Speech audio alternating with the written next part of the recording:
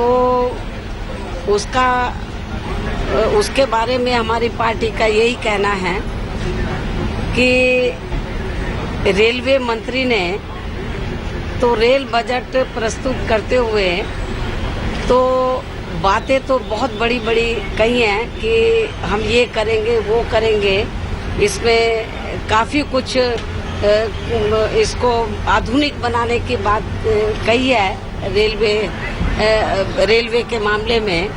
लेकिन मुझे यही कहना है केंद्र की सरकार को खास तौर से कि एक तरफ तो रेलवे विभाग ये कहता है, मंत्री ये कहते हैं रेलवे विभाग के कि जो रेलवे विभाग है बहुत घाटे में चल रहा है। तो जब रेलवे विभाग बहुत घाटे में चल रहा है और रेलवे को जो इसके आधुनिकीकरण करने के बारे में जो उन्होंने बहुत बड़ी बड़ी बातें कही है, मैं डिटेल में नहीं जाना चाहती। तो एक तरफ तो रेलवे विभाग कहता है कि वो बहुत घाटे में चल रहा है, तो जो बड़ी बड़ी बातें कही हैं तो उसको ये करेंगे कैसे पूरा, जब पैसा ही नहीं है तो इसको ये जो बड़ी बड़ी बातें कही हैं उसको ये पूरा कैसे करेंगे।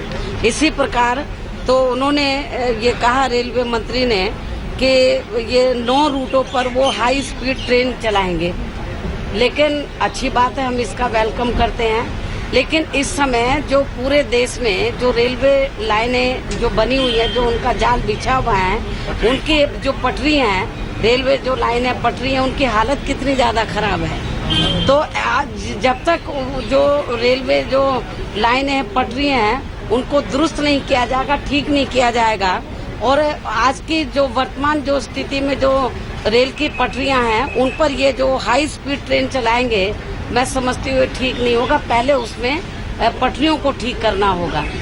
और इसके अलावा उन्होंने बुलेट ट्रेन चलाने की भी बात कही है, और पहली ट्रेन के बारे में उन्होंने कहा है कि वो मुंबई से अहमदाबाद तक वो ले जाएंगे।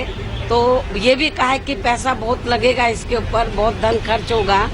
लेकिन एक तरफ कहते हैं कि ये विभाग घाटे में चल रहा है और दूसरी तरफ बातें बहुत बड़ी बड़ी कही हैं रेलवे मंत्री ने, तो समझ में नहीं आता कि ये कहां से पैसा लाएंगे अपने उन वायदों को पूरा करने के लिए। इसके अलावा रेलवे मंत्री जी ने ये भी कहा है कि काफ़ी कुछ उन्होंने कार्य करने की बात कही है, लेकिन इस बार उन्होंने ज़्यादातर कार्यों पर निजी निवेश की बात कही है। उन्होंने ये कहा है कि ज़्यादातर जो कार्य हैं तो वो निजी निवेश के जरिए किए जाएंगे। लेकिन मेरा रेलवे मंत्री को और केंद्र की सरकार को ये कहना है कि हम कोई निजीकरण के खिलाफ नहीं है।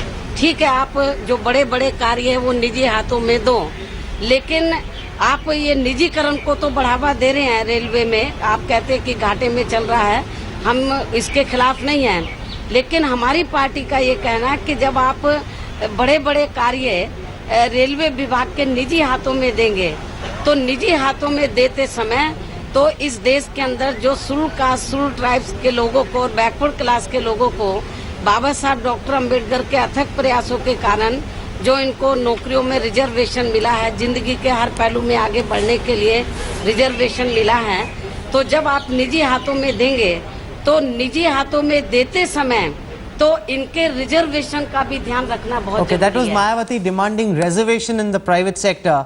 A lot of focus in that railway budget on reservation, Sadanand, on privatization, also on the proposal to allow FDI to be brought into the railway sector. And how exciting is that?